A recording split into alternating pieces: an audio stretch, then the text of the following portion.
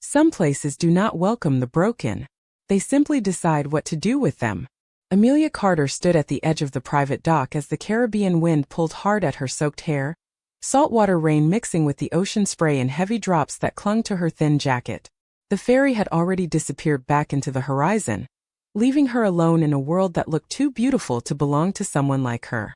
In her left hand, she held a small suitcase that felt far too light for everything she had lost, and in her right hand, she instinctively rested a protective palm over her slightly rounded stomach, as if that alone could anchor her to something safe. She was 30 weeks pregnant, exhausted and carrying more fear than luggage. The job offer had been simple on paper. Nanny position. Private estate. Live-in arrangement. High pay. No complicated questions. But nothing about this moment felt simple anymore. Ahead of her, the Whitmore estate rose like a dream carved out of glass and stone, surrounded by palm trees that swayed slowly under the heavy gray sky. The storm had arrived earlier than predicted, and the air felt thick, almost warning her to turn back. But there was nothing to turn back to. Not anymore. A security guard approached under a black umbrella, his expression neutral, practiced, impersonal. "Miss Carter," he said, glancing at his tablet. "You are expected. Follow me." Amelia nodded quietly and followed him across the wet marble path, her shoes slipping slightly with every step. She tried not to look at how expensive everything felt, how the estate lights reflected perfectly on the polished stone, how even the silence here sounded expensive. Inside, the air shifted immediately, cool and controlled, like stepping into another world where nothing was accidental. The guard led her through a long corridor lined with abstract paintings and open archways that revealed glimpses of ocean beyond. Somewhere deep in the estate, a piano played faintly, though no one seemed to be near it. She tightened her grip on her suitcase. Her heartbeat felt too loud in her ears. "You will meet Mr. Whitmore later," the guard said without looking back. "For now, you will be shown your quarters and the child's schedule." Amelia simply responded, "Yes, sir." Her voice was softer than she intended. At the end of the corridor, she stopped for half a second when she felt it. Not a sound. Not a movement. Something else. A presence. She turned slightly toward the open balcony above the staircase and saw him. Sebastian Whitmore. He stood there without moving, one hand resting loosely on the railing, the other holding a glass of something she could not see clearly from this distance. He was not speaking. Not smiling. Just watching. And somehow, it felt like he had already been watching for longer than she had been inside the estate. Amelia looked away quickly, unsure why her chest tightened so suddenly. The guard continued walking as if nothing had happened. "This way," he said. But behind her she could still feel it. Not judgment exactly. Not curiosity. Something quieter. Something heavier. Like being noticed without permission. They stopped in front of a set of tall white doors. "You will begin work tomorrow morning at 7, the guard explained. "The child is accustomed to routine. Disruption is not acceptable." Amelia nodded again. Her throat felt dry. Understood.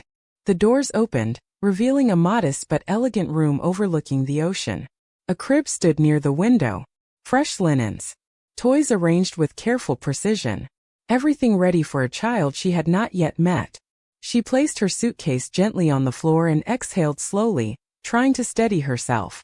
The storm outside finally broke fully, rain striking the glass in sharp waves. Amelia walked toward the window and placed her hand against it, feeling the cold spread through her fingertips. Somewhere behind her, the estate remained silent. And somewhere above, unseen but unmistakably present, Sebastian Whitmore continued to watch. The night had fully settled over the Caribbean estate, but inside the walls of Whitmore Manor, silence was never truly silence. Amelia Carter stood in the nursery, adjusting a soft blanket with careful hands as the ocean wind pressed against the tall windows. The baby she was hired to care for was asleep in the crib, small and peaceful, unaware of how fragile the world around him felt to her. She had been told to stay in this wing until morning, to familiarize herself with the routine, but nothing about this place felt routine. Every sound felt measured. Every shadow felt intentional. Somewhere beyond the corridor, footsteps echoed faintly, slow and deliberate. Amelia paused, her breath catching slightly as she turned her head. The door remained closed. Still she felt it again. That same presence from earlier. Unseen.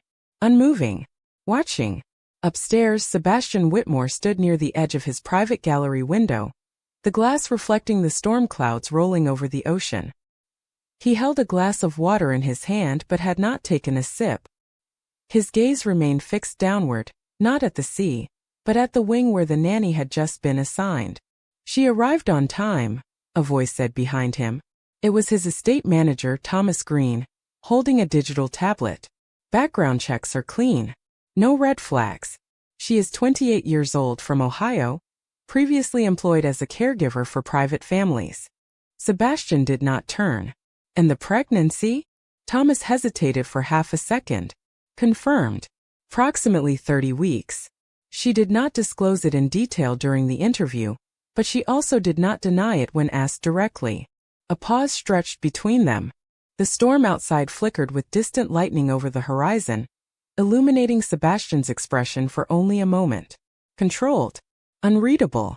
She works through it, Sebastian finally said. It was not a question. It was an observation. Thomas nodded. Yes, sir. She insisted she was fully capable. Sebastian's gaze remained steady, still fixed on the lower wing of the estate. Leave the schedule with her. I want no unnecessary changes. Thomas lowered his tablet slightly. Understood. He hesitated again before continuing. There is one more detail, sir. She has not requested additional support. No special accommodations. That made Sebastian's expression shift just slightly. Not surprise. Something closer to recognition. Everyone requests something, he said quietly. Eventually. Below them, Amelia quietly stepped out of the nursery into the hallway. The estate was dim now, illuminated only by soft recessed lights along the marble floor. She had been given a schedule, but it felt more like a set of instructions than guidance. Feed at 6 in the morning. Nap at 9. Outdoor walk before noon if weather permitted. No deviation. No interruption. She tightened her grip on the printed paper in her hand. As she passed a large open archway, she stopped again without meaning to. At the far end of the corridor, she saw him more clearly this time. Sebastian Whitmore stood partially in shadow. His posture relaxed but his attention fixed entirely on her. He was not speaking. Not moving. Just watching. Amelia instinctively straightened. It was not fear exactly. It was something harder to name. You are the new nanny, he said finally. His voice carried easily across the space without needing volume. Amelia nodded slightly. Yes, sir. Amelia Carter. A pause. His eyes did not leave her. You are expecting a child, he said. It was not framed as a question. Amelia hesitated, then answered carefully. Yes. Silence followed. Not uncomfortable. Heavy. Measured. Then Sebastian nodded once, as if confirming something only he understood. This estate runs on discipline, he said. Disruption is expensive. Amelia did not respond immediately. She chose her words carefully. I understand, sir. I am here to work. For the first time, something subtle shifted in his expression. Not warmth, not approval, but attention sharpened slightly, as if her answer had been noted more carefully than expected. A distant sound from the nursery interrupted them. The baby stirred. Amelia immediately turned, stepping past him without waiting for dismissal. Sebastian remained where he was, watching her move with quiet efficiency, disappearing down the corridor without hesitation. The sound of the baby crying faded quickly as she reached the room. And for the first time since she arrived, Sebastian Whitmore stopped watching the ocean entirely. Control is easy when everything obeys rules. It becomes dangerous when something refuses to fit inside them. The words echoed silently in Sebastian Whitmore's mind as he stood near the nursery corridor, listening to the faint sound of a baby crying through the thick walls of Whitmore Manor. It was not loud. It was controlled like everything else in his estate, yet it cut through him with an unexpected persistence. He did not move immediately. Instead, he remained still, as if measuring whether the sound required action or simply observation. Down the hall, Amelia Carter was already moving with quiet urgency. The moment she heard the cry, she stepped into the nursery and closed the door softly behind her.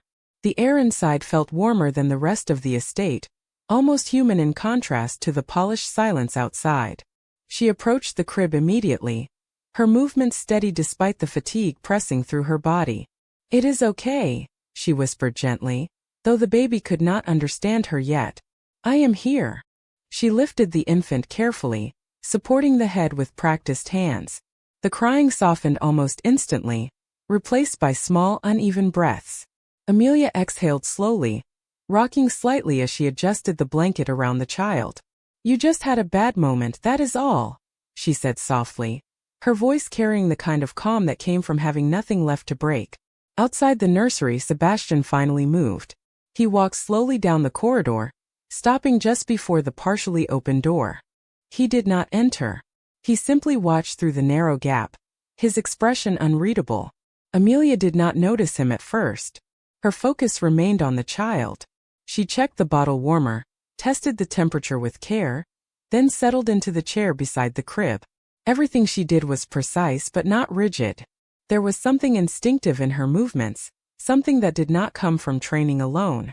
Sebastian observed quietly. The estate manager, Thomas, appeared beside him at a distance. "She is adjusting well," Thomas said carefully. "No complaints. No requests for assistance beyond what was provided." Sebastian did not respond immediately. His eyes remained fixed on Amelia inside the room. "She does not ask," he finally said. Thomas hesitated. "No, sir." A pause stretched between them.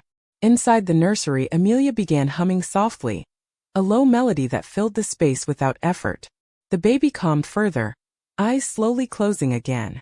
She adjusted the blanket once more, then leaned back slightly, resting her head for only a brief second before straightening again. She never fully relaxed, not even for a moment. Sebastian noticed that.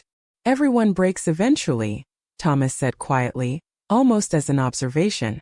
Sebastian's gaze sharpened slightly. "Not everyone shows it the same way."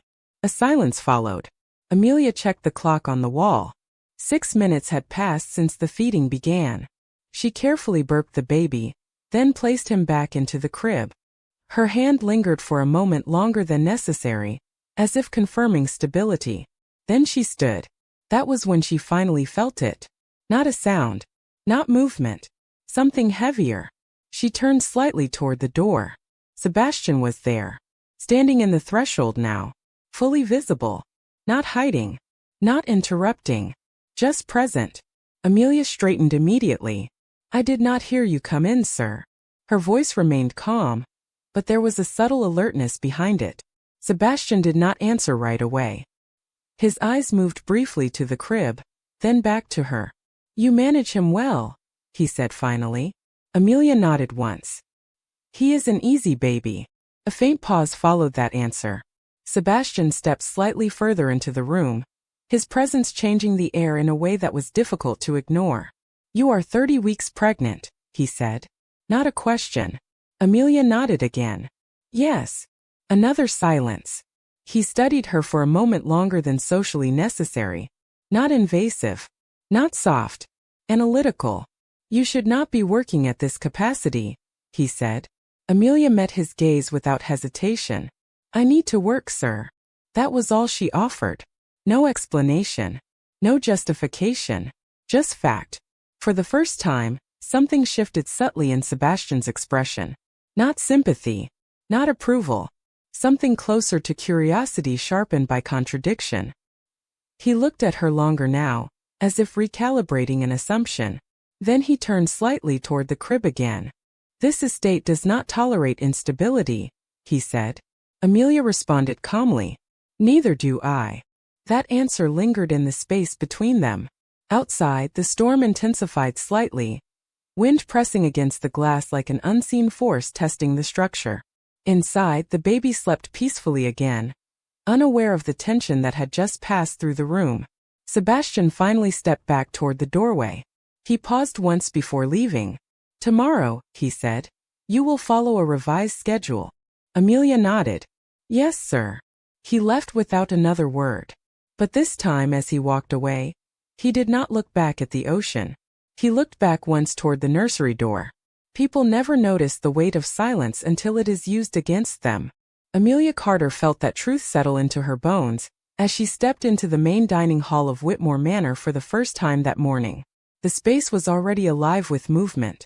Long glass doors opened to the Caribbean light, spilling gold across polished marble floors and white linen tables set with precise symmetry. Staff moved quickly but quietly, as if even their footsteps had to earn permission. Amelia adjusted her uniform and kept her gaze steady. She had learned quickly that confidence here was not spoken. It was performed. Somewhere above, Sebastian Whitmore stood on the mezzanine balcony overlooking the hall. He did not announce his presence. He rarely did. Instead, he watched the room the way one might observe a system under controlled conditions, noting every deviation. And today his attention found Amelia immediately. She was moving between tables with calm efficiency, checking placement, speaking softly to a housekeeper, correcting a minor detail without hesitation. She did not rush. She did not hesitate. She simply worked. "She is settling in well," Thomas Green said quietly beside him, holding a tablet. "Staff reports no issues. The child remains stable." Sebastian did not respond. His eyes followed Amelia as she paused briefly near a table where two guests were seated. They were not part of the household. Corporate visitors. Friends of a board member. Their tone carried too easily across the room. "I still do not understand why a nanny is in this section," one of them said with a faint laugh. "Especially one who looks like she is barely keeping up with the job." Amelia heard it. She did not react immediately. Instead, she finished adjusting the silverware on the table, her movements steady, deliberate. Then she looked up. "I am assigned here," she said calmly. "If there is an issue, you may speak with management." The man smiled slightly, unimpressed. "Relax. I am just saying it is unusual to see someone in your condition working in a place like this." A pause followed. The air around the table shifted subtly. Not loudly. Not dramatically. Just enough for people nearby to notice. Amelia placed the final napkin down. "I am capable of my work," she said simply. "That is all that matters." The man shrugged. "Sure. Just surprising." From above, Sebastian's expression changed almost imperceptibly. He stepped forward from the balcony railing. Not quickly. Not angrily. Just decisively. The room did not notice him at first. They rarely did until he chose otherwise. He descended the stairs in silence, each step measured. Conversation softened as awareness spread. By the time he reached the dining hall floor, the atmosphere had already shifted. He stopped beside the table.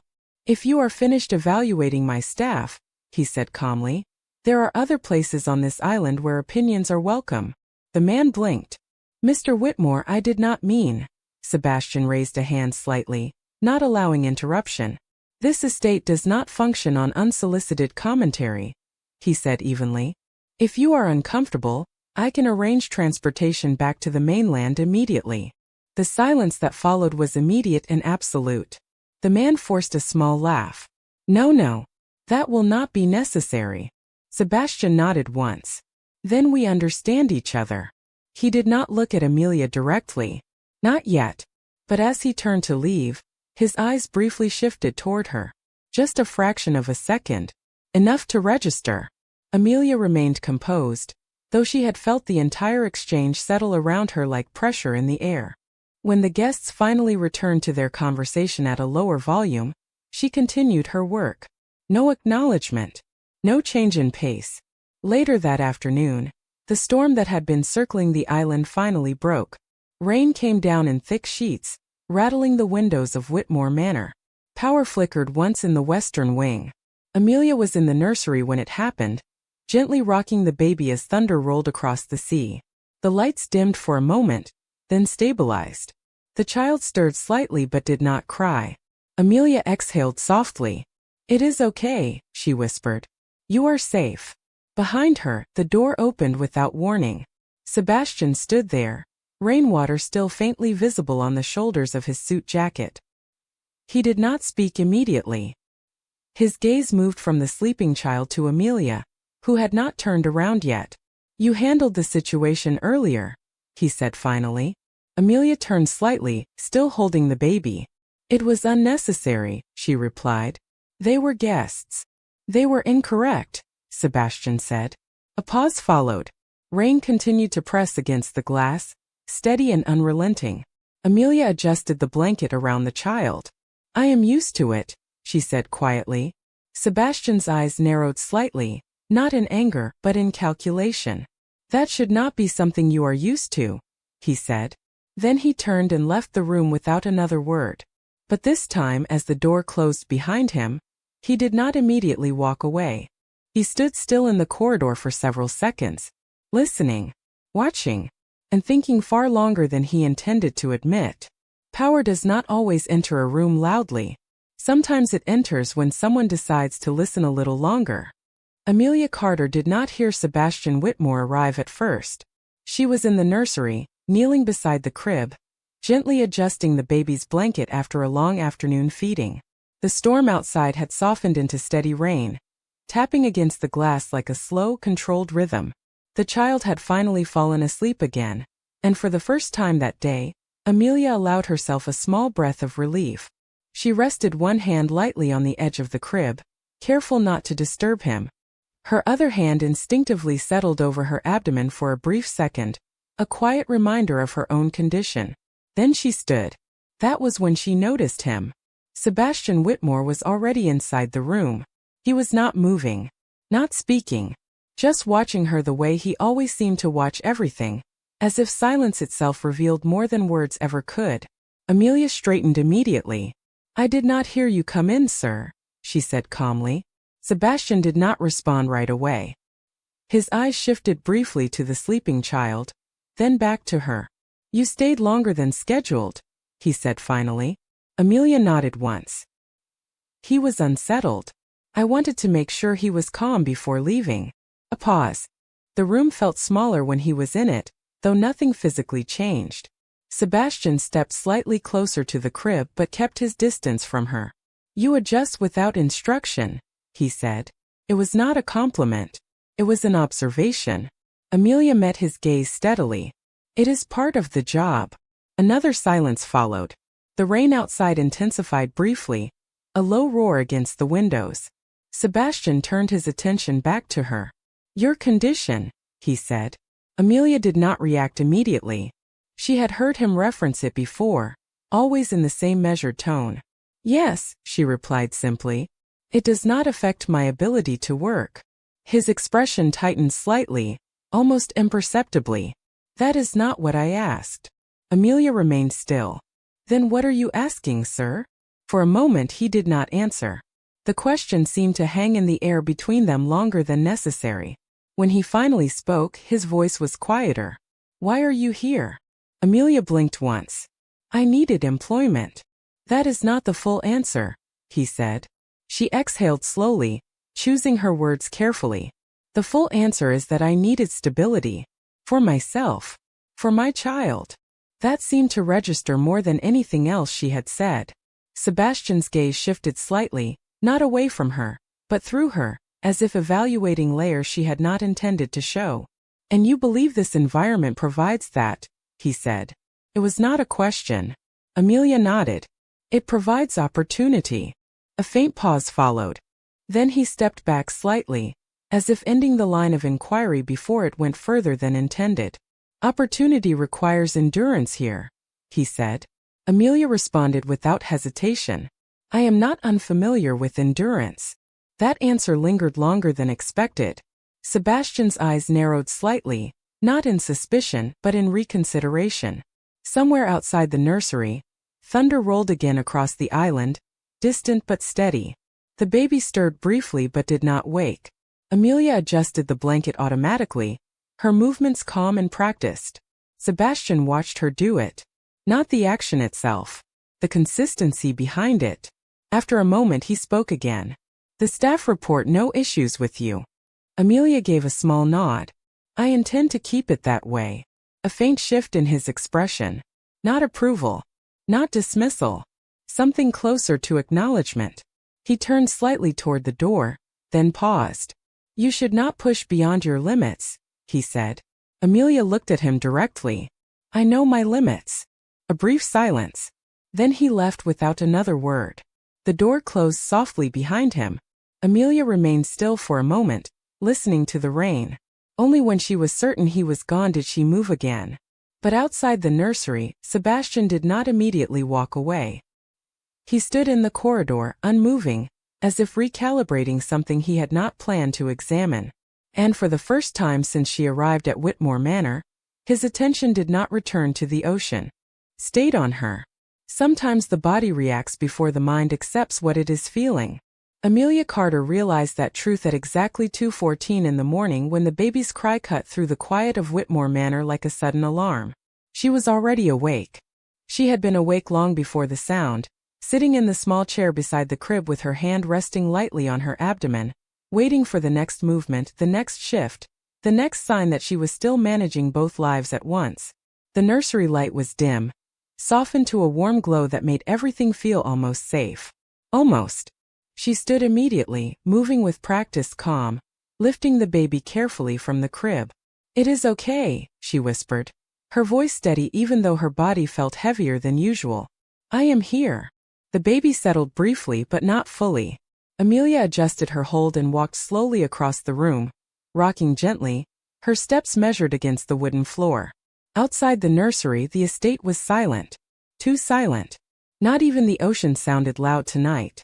What she did not know was that Sebastian Whitmore had already been awake for nearly an hour.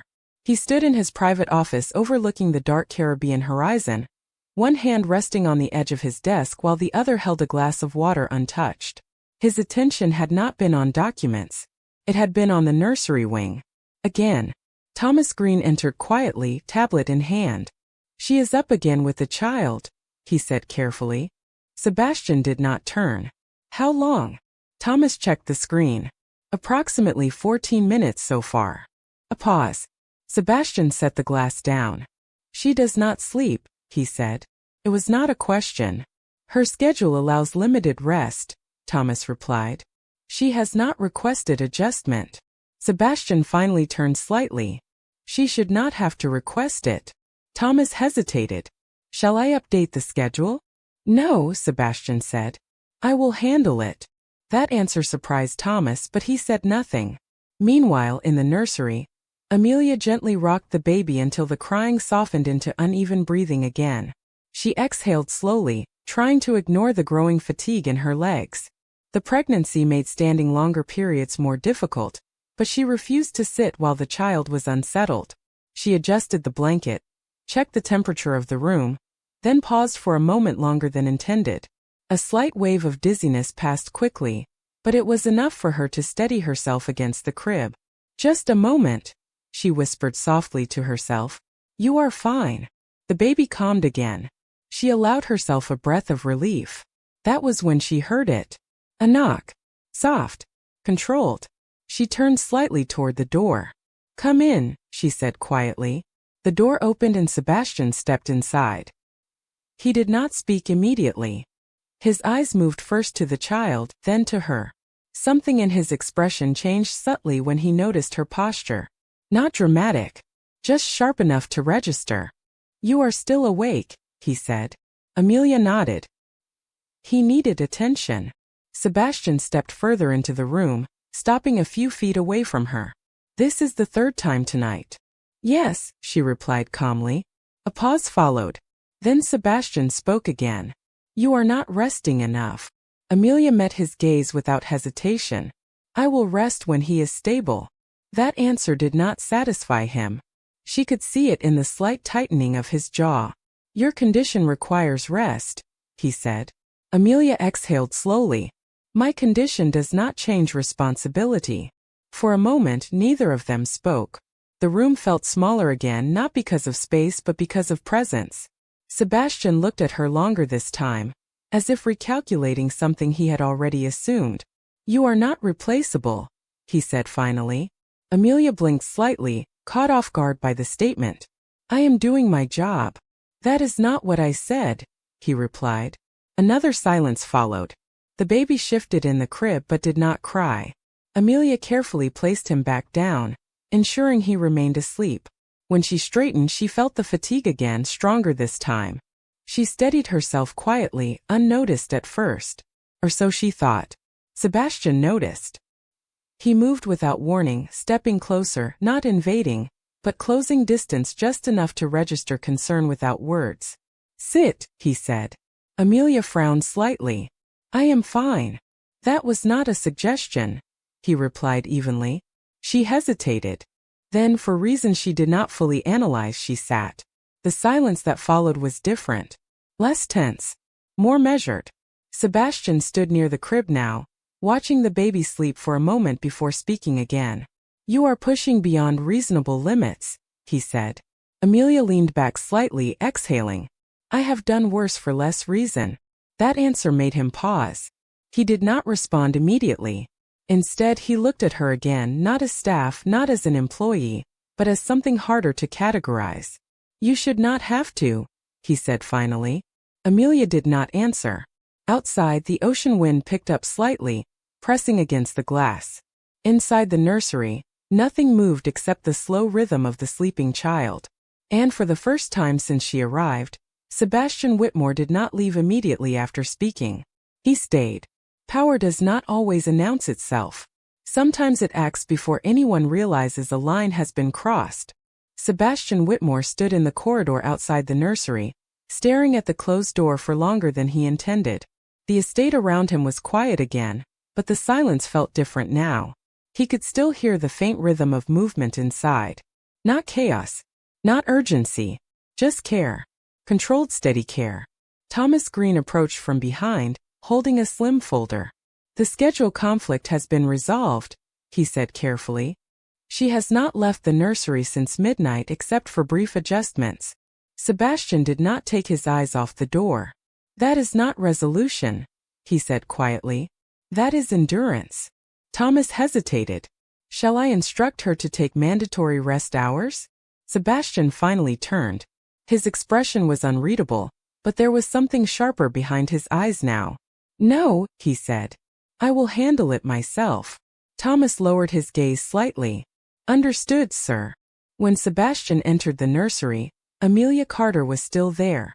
She was seated now, one hand resting lightly on the arm of the chair, the other near the crib, as if even rest required proximity to responsibility. The baby slept peacefully, unaware of the tension that had formed quietly around him. Amelia looked up immediately. "He finally settled," she said softly, as if reporting a condition. Sebastian nodded once. "And you?" Amelia blinked slightly. "I am fine." He did not accept that answer. He stepped further into the room, stopping just short of the crib. "You have not slept," he said. It was not a question. Amelia straightened slightly. "I will when there is time." Sebastian turned toward her fully now. "Time is not something this estate gives freely," he said. "It is something you take." Amelia met his gaze. "Then I will manage it." A brief silence followed. The baby shifted slightly in his sleep but did not wake. Sebastian studied her for a moment longer than usual. Then he said, "You are not managing anything right now." That landed differently. Not harsh. Not loud. Just precise. Amelia exhaled slowly. "I understand the concern, sir. But I can continue." Sebastian's eyes narrowed slightly. "This is not concern," he said. "This is assessment." She did not respond immediately. That word carried weight in his voice. Controlled. Measured. Unemotional on the surface but deliberate underneath. "Then your assessment is incorrect," she said finally. That made him pause. Not because of defiance. Because of certainty. He stepped closer, just enough to see her more clearly under the soft nursery light. "You are operating beyond safe limits," he said. Amelia gave a faint, tired smile that did not reach her eyes. "Safe limits are a luxury I cannot afford." For a moment something shifted in him. Not visible enough to name, but present. He looked at her hands. Slightly tense. Her posture. Carefully held together. Her breathing. Controlled but not easy. Then he said, "That is not acceptable here." Amelia raised her eyebrows slightly. "I am employed here, sir." "Not as a risk," he replied immediately. The room fell quiet again. Outside, wind pressed lightly against the glass, a reminder of the storm that had passed but not fully left.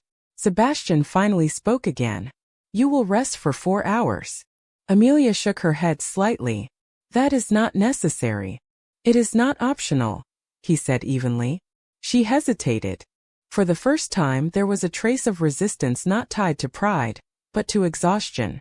The child may need. He is stable, Sebastian interrupted. And you are not.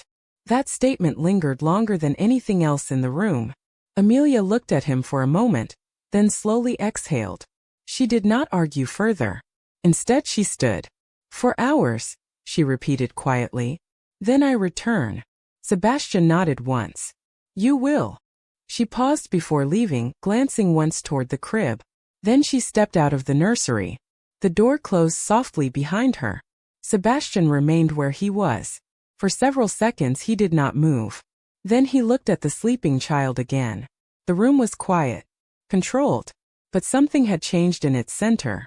Not visibly, not dramatically, just enough to register. And for the first time since Amelia Carter arrived at Whitmore Manor, Sebastian Whitmore did not immediately return to his office. Some warnings arrive without sound. They arrive as silence breaking in the wrong place. Amelia Carter woke up before her alarm, her body instinctively reacting to something she could not immediately name. The room she had been given for rest in Whitmore Manor was quiet, dimly lit by soft Caribbean daylight filtering through heavy curtains. For a brief moment she did not move. Then she felt it. A shift in her chest. Not pain. Not sharp. Just wrong. She placed a hand on her abdomen and slowly sat up. Just breathe, she whispered to herself. It is nothing. But when she stood, the sensation followed. Heavier now. Unsteady. She reached for the bedside table for balance, steadying herself as she exhaled slowly. The estate outside her window looked unchanged. Palm trees moving gently. Ocean calm. Too calm. Amelia dressed quickly, ignoring the growing discomfort, and stepped out into the corridor. The halls were unusually empty. No staff. No movement. Only the distant sound of wind brushing against glass. When she reached the nursery, the door was already slightly open. Inside, the baby was asleep, but something felt off immediately. The monitors beside the crib blinked with steady green lights, yet the silence in the room felt too complete.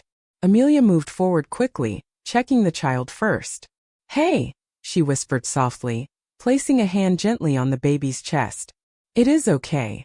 The baby stirred slightly, then settled. Relief should have followed. It did not. Her breathing tightened instead. A subtle wave of dizziness passed through her, sharper than before. She gripped the edge of the crib for support.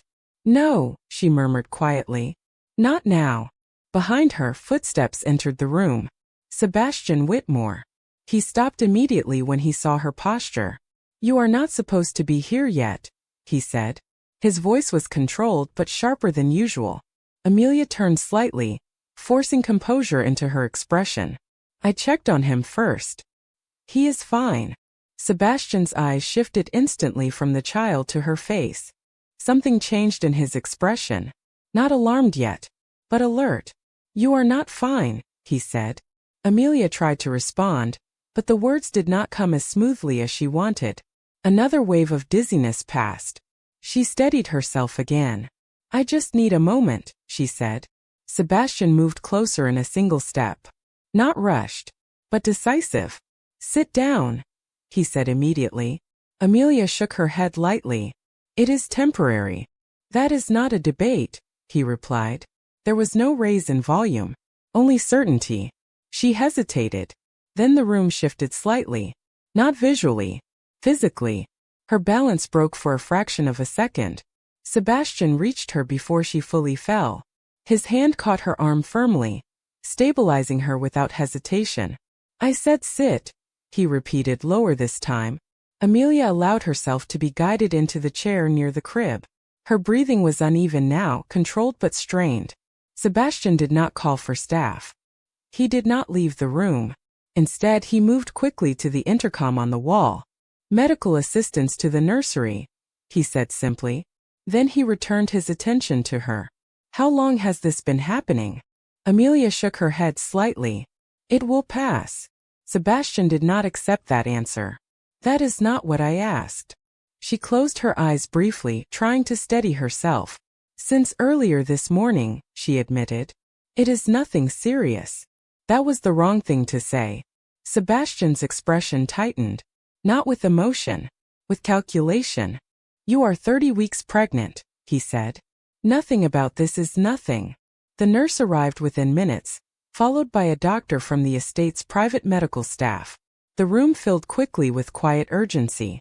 Amelia tried to stand again, but Sebastian's voice stopped her. Do not move. She hesitated, then stayed seated. The doctor checked her vitals calmly but quickly. The room remained silent except for soft medical instructions. Sebastian stood slightly behind, watching without interruption. After a moment, the doctor looked up. She needs immediate rest and monitoring, he said. Dehydration and exhaustion are contributing factors. Amelia exhaled slowly. I told you I was fine, she murmured, more to herself than anyone else. Sebastian stepped forward slightly. You did not tell me the truth, he said. Amelia looked up at him. I did not lie. A pause. Then he replied. You withheld it. That distinction hung in the air. The doctor began adjusting recommendations quietly. Sebastian did not move from his position near the crib. After a moment he spoke again. She will be monitored here, he said. The doctor nodded. Yes, sir. Amelia looked at him. I can continue working. Sebastian turned toward her immediately. No, he said. One word. Final. The room fell quiet again. The baby shifted slightly in the crib but did not cry. Amelia leaned back slowly, exhaustion finally catching up fully now. She looked away for a moment toward the window. Outside, the ocean still moved calmly. Inside, nothing felt calm anymore. Sebastian remained where he was, not speaking, not leaving, just watching. And for the first time since she arrived at Whitmore Manor, Amelia Carter was not the only one being monitored. Some decisions are not made in moments of clarity. They are made when silence becomes louder than reason. Sebastian Whitmore stood in the private medical wing of Whitmore Manor, staring through the glass wall of the temporary recovery room where Amelia Carter now rested. The monitors beside her bed blinked in steady rhythm, but he was not focused on the numbers. He was focused on her stillness. Thomas Green stood a few feet behind him, tablet in hand. The doctor confirmed she will recover with rest and hydration, he said carefully. Sebastian did not respond immediately. His eyes remained fixed on Amelia. And the child? He asked finally. Stable, Thomas replied. A pause followed. Sebastian exhaled slowly, almost imperceptibly. This should not have happened, he said. It was not directed at anyone. It was a statement of fact that did not resolve anything. Inside the room, Amelia slowly stirred. She was not fully asleep but not fully awake either. Her hand rested lightly on the blanket over her stomach, as if instinctively protecting both lives at once.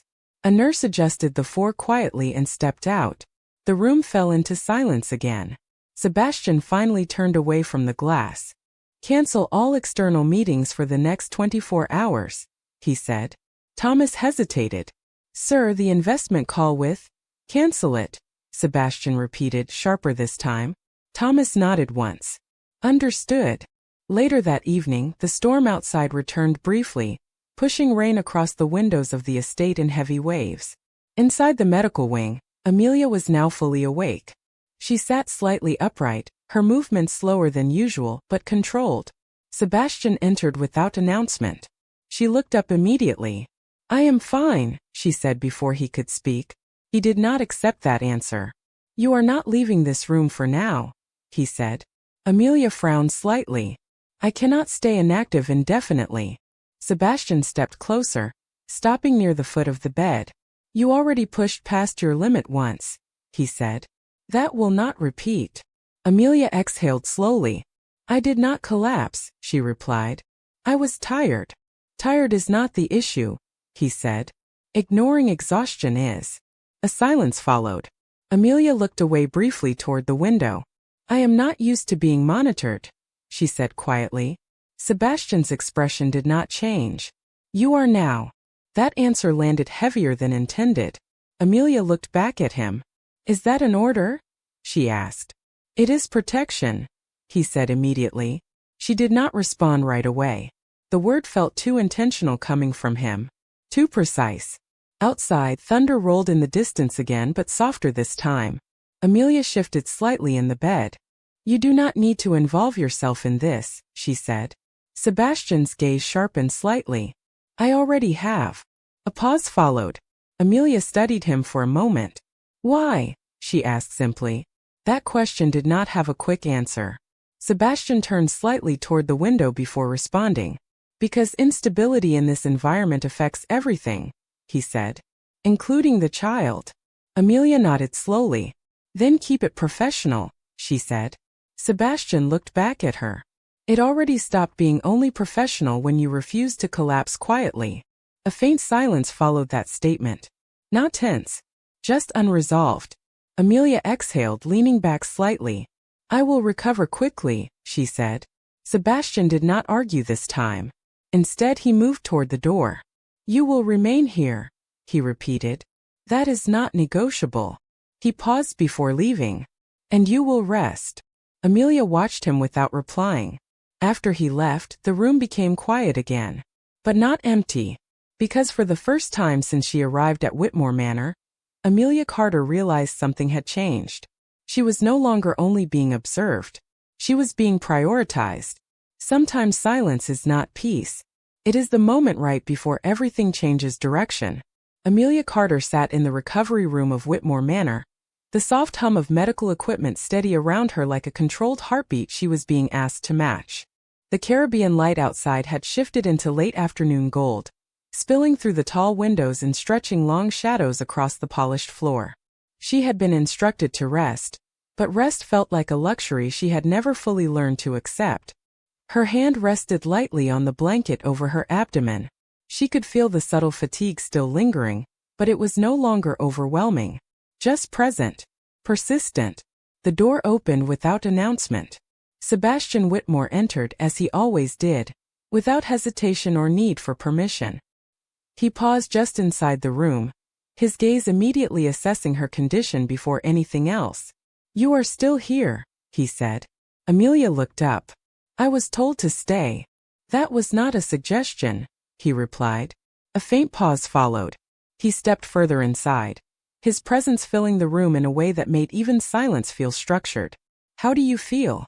Amelia hesitated slightly, then answered honestly. Better. Sebastian studied her for a moment longer than necessary. Then he nodded once. That is acceptable. Amelia exhaled slowly, adjusting herself slightly on the bed. I am not fragile, sir, she said quietly. He did not react immediately. Instead, he moved toward the window, looking out at the shifting horizon where the ocean met the storm clouds in the distance. Fragility is not always visible, he said finally. She watched him for a moment. Neither is strength, she replied. That made him turn slightly toward her. Not fully. Just enough. Yet both eventually reveal themselves, he said. A silence followed. Not uncomfortable. Just unresolved. Amelia shifted slightly. You did not need to cancel your meetings, she said. Sebastian did not look away from her. They were replaceable, he answered. Amelia blinked slightly. That is not typical for someone in your position. Neither is this situation, he replied calmly. Another pause settled between them. Outside, the ocean wind pressed lightly against the glass. Inside, everything remained controlled. Measured. Sebastian finally stepped away from the window and approached the chair beside her bed, but he did not sit. You will remain under observation for the next 24 hours, he said. Amelia frowned slightly. That is unnecessary now. It is not negotiable, he said again, the same tone he used when decisions were already finalized.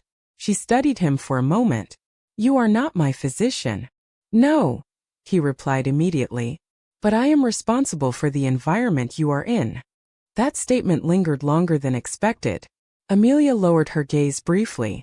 I am used to taking responsibility for myself, she said quietly. Sebastian's expression tightened slightly. That is evident, he said. Perhaps too evident. She looked back up at him. What does that mean? He did not answer immediately. Instead, he seemed to choose his words carefully. It means you ignore limits even when they are obvious, he said finally. Amelia leaned back slightly. That is how I have survived. A brief silence followed that statement. Not tension. Just wait. Sebastian looked at her more directly now. Survival is not the same as sustainability, he said. Amelia gave a faint, tired smile. In my experience, it has been. Another pause. Then Sebastian shifted slightly, as if deciding something internally. There will be adjustments to your responsibilities, he said. Amelia immediately shook her head. I can continue working. No, he said. Simple. Final. She frowned. I do not accept inactivity as recovery. Sebastian's gaze held steady. You do not get to decide that right now. That answer was firm enough to stop further argument. Amelia looked away toward the window, exhaling slowly. The ocean outside remained calm, indifferent to everything happening inside. After a moment, Sebastian spoke again. You will not be replaced, he said. Amelia turned back toward him slightly. That was never my concern. He nodded once. It should not become one. Silence settled again. But this time it was different. Less distant. More aware. Amelia studied him quietly. Why are you still here? She asked finally. Sebastian did not answer immediately. His eyes shifted briefly toward the sleeping child in the adjacent room, then back to her. Because leaving would not change the situation, he said. Amelia held his gaze. Or because you do not want to? That question hung between them longer than the others. Sebastian did not respond right away. When he finally did, his voice was quieter than before. Because the situation is already unstable enough. Amelia nodded slowly, accepting the answer without further push. Outside, the light began to fade across the Caribbean horizon. Inside Whitmore Manor, nothing had changed structurally. But something unspoken had begun to shift in the space between control and concern. And neither of them acknowledged it fully yet. Power does not collapse in a single moment. It shifts quietly when attention is forced to split. Sebastian Whitmore stood in his private office overlooking the Caribbean coastline, the glass walls reflecting the dim glow of the evening sky. The storm from earlier had passed, leaving behind a heavy stillness that felt almost artificial. He had been reviewing reports for less than 10 minutes when his phone vibrated once on the desk. He did not look at it immediately. He rarely did unless it was necessary. Thomas Green entered without knocking, his expression more serious than usual. Sir, there is something you should see, he said, holding a tablet. Sebastian finally turned. Speak. Thomas hesitated briefly. It is regarding Miss Carter. That name alone was enough to shift Sebastian's attention fully. He extended his hand. Thomas handed over the tablet. On the screen was a hospital notification log, transferred through internal estate systems. Sebastian read it once. Then again. She contacted medical staff without authorization from the main residence channel, Thomas said carefully. They escalated the report due to the nature of her condition. Sebastian's expression did not change immediately, but something in his gaze tightened. What nature? He asked. Thomas lowered his voice slightly. Sudden stress indicators. Elevated blood pressure. Potential risk factors related to pregnancy. A silence followed. Not long, but heavy. Sebastian placed the tablet down on the desk. Where is she now? He asked. She is still in the recovery wing, Thomas replied. Under supervision. Sebastian turned toward the window for a brief moment. The ocean outside remained calm, indifferent to the shift happening inside the estate. And the child? He asked. Stable, Thomas said again. That answer did not ease anything. Sebastian reached for his jacket. Clear my schedule, he said. Thomas blinked slightly. All meetings, sir? All of them, Sebastian confirmed. If anyone objects, they can redirect it to me directly. Thomas nodded once. Understood. Within minutes, Sebastian was walking through the corridor toward the medical wing. Staff stepped aside instinctively as he passed. Not because he raised his voice, because he never needed to. When he entered the recovery room, Amelia Carter was awake. She was sitting upright, her posture steady but noticeably more restrained than before. The monitors beside her showed stable readings now, but she looked exhausted in a way that could not be measured on a screen. She looked up as he entered. I am fine, she said immediately. Sebastian stopped a few feet from the bed. You were not fine enough to require medical escalation, he replied. Amelia frowned slightly. It was temporary. Everything is temporary until it is not, he said. A pause followed. Amelia exhaled slowly. You are overreacting. That made him look at her more directly. Not sharply. Just fully. You reported symptoms through emergency channels, he said. That is not overreaction. That is data. She leaned back slightly, visibly tired of the discussion. I did not want unnecessary disruption. Sebastian stepped closer to the side of the bed. Your definition of unnecessary is irrelevant right now. Amelia studied him for a moment. Why does this matter so much to you? She asked quietly. That question landed differently than the others. Not because it was unexpected, because it was too direct. Sebastian did not answer immediately. Instead, he looked briefly toward the adjacent nursery where the child was resting, then back to her. Because instability spreads, he said finally. Amelia gave a faint, tired smile. That sounds like business logic. It is, he replied without hesitation. Another silence followed. But this one was different. Less defensive. More uncertain beneath the surface. Amelia shifted slightly. I did not mean to cause concern, she said. Sebastian responded immediately. You did not cause concern. You triggered protocol. She nodded slowly, as if accepting the distinction but not fully agreeing with it. Then I will be more careful, she said. Sebastian's gaze remained steady. Careful is not the requirement, he said. Sustainable is. A brief pause. Amelia looked down for a moment, then back up at him. I am not used to being part of someone else's system, she said quietly. Sebastian answered without delay. You are now.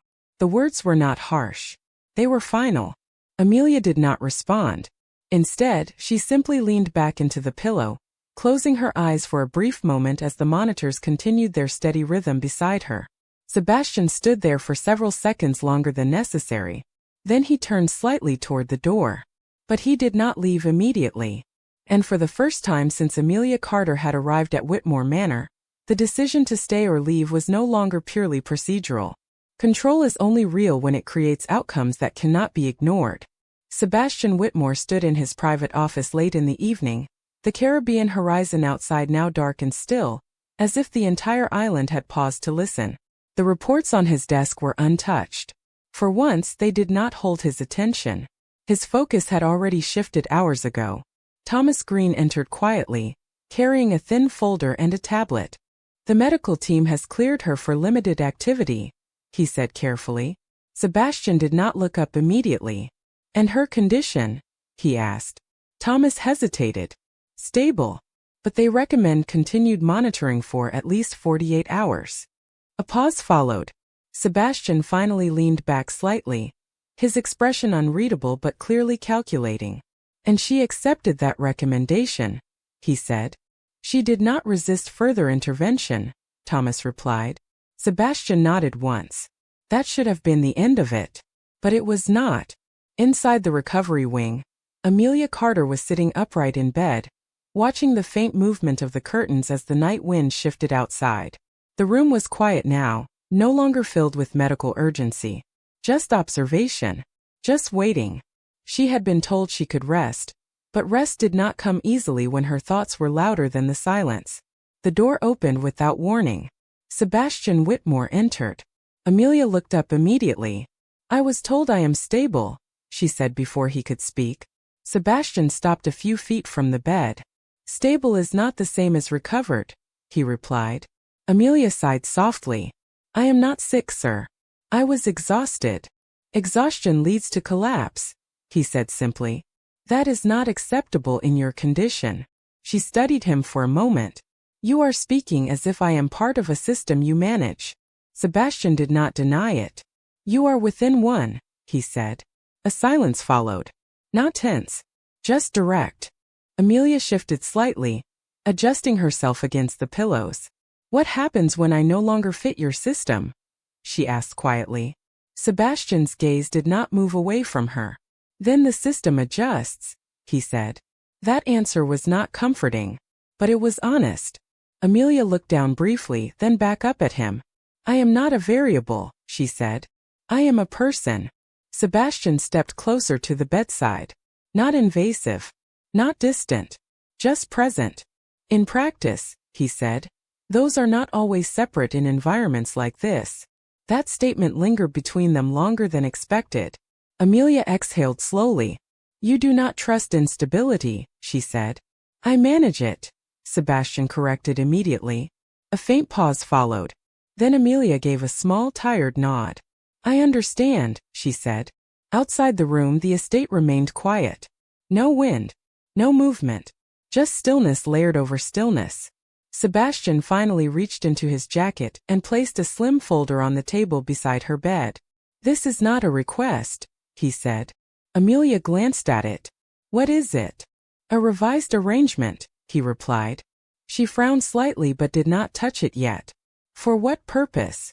Sebastian answered without hesitation. To ensure you are not placed in a position where collapse is possible again. Amelia looked at him for a moment. That sounds less like care and more like control. They are not mutually exclusive here, he said. A long silence followed. Amelia finally opened the folder. Her eyes moved slowly across the contents. Adjusted schedule. Reduced physical strain. On-site support allocation. Housing proximity changes. She looked up. This is not temporary, she said. Sebastian did not deny it. No, he replied. It is structural. That word changed the weight of the room. Amelia closed the folder gently. You are restructuring my entire position, she said quietly. I am ensuring continuity, he replied. She leaned back slightly, studying him. Why? The question came again. The same question. Just deeper now. Sebastian did not answer immediately. When he finally did, his voice was lower than before. Because unpredictability creates risk, he said. Amelia shook her head slightly. That is not the full reason. A pause followed. The first real pause that did not feel procedural. Sebastian looked toward the window for a moment, then back at her. You do not operate like others in your position, he said. Amelia frowned slightly. And that requires restructuring? That requires containment of variables, he said. She exhaled slowly. I am not a variable. Sebastian did not respond immediately, but he did not disagree either. The silence that followed was different from before. Less administrative. More personal in weight, though neither of them named it. Finally, Sebastian stepped back slightly. Rest, he said simply. The system will adjust around you. Amelia watched him for a moment longer. And if I do not want to be adjusted around? She asked. Sebastian paused at the door. Not turning fully, just enough to answer. Then you will find that systems like this do not wait for permission to stabilize themselves. And then he left. The door closed softly behind him. Amelia remained still, looking at the folder on the table. Not opening it again. Not closing it either. Just sitting in the space where control and intention had quietly begun to blur. Some endings do not arrive with closure. They arrive with realization. Amelia Carter stood by the window of the recovery wing, the Caribbean sunrise spilling soft gold light across Whitmore Manor. The ocean beyond the estate was calm again, as if nothing in the world had shifted in the last 24 hours. But everything inside her felt different. She had read the revised arrangement twice. Then a third time. It was not a request. It was not even a negotiation. It was a structure already in motion, built around her life as if she were a variable that needed containment. The door opened quietly behind her. She did not turn immediately.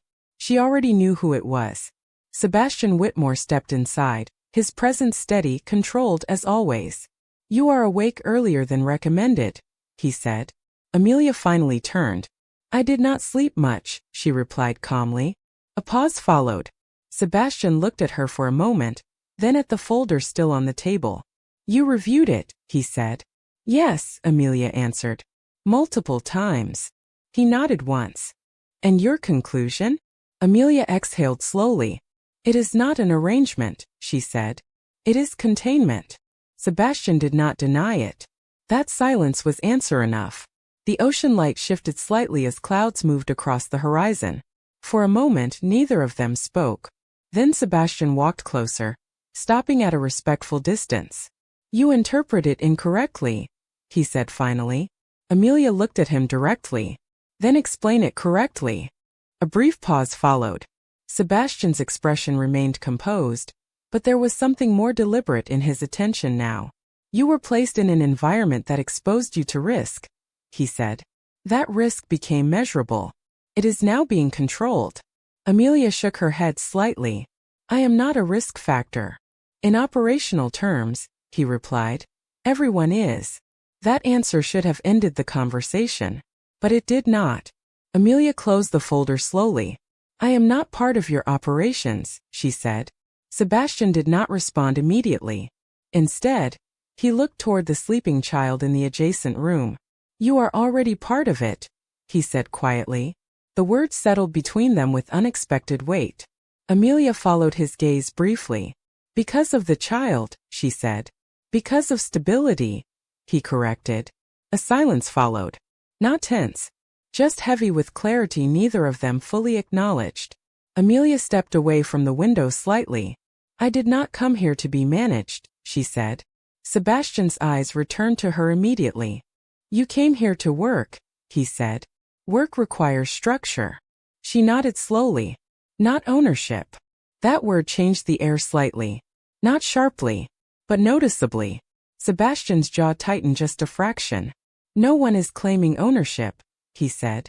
Amelia looked at him for a long moment. "It feels like it," she replied quietly. A pause followed, the kind that does not ask for resolution yet, only recognition.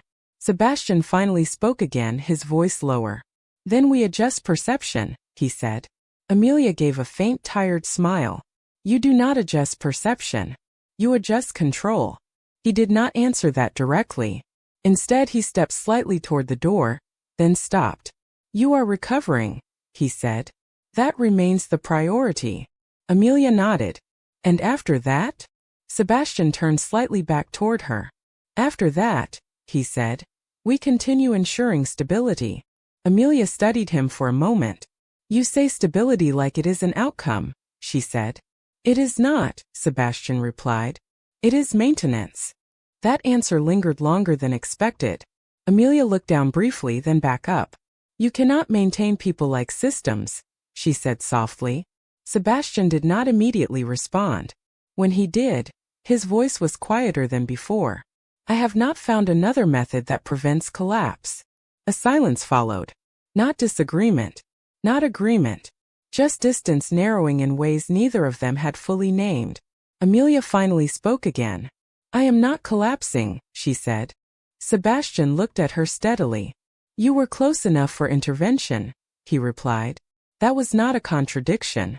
It was a fact. Amelia exhaled slowly. "Then what happens now?" she asked. Sebastian paused at the door. For the first time, his answer was not immediate. "Now," he said finally, "we ensure it does not happen again." And then he left.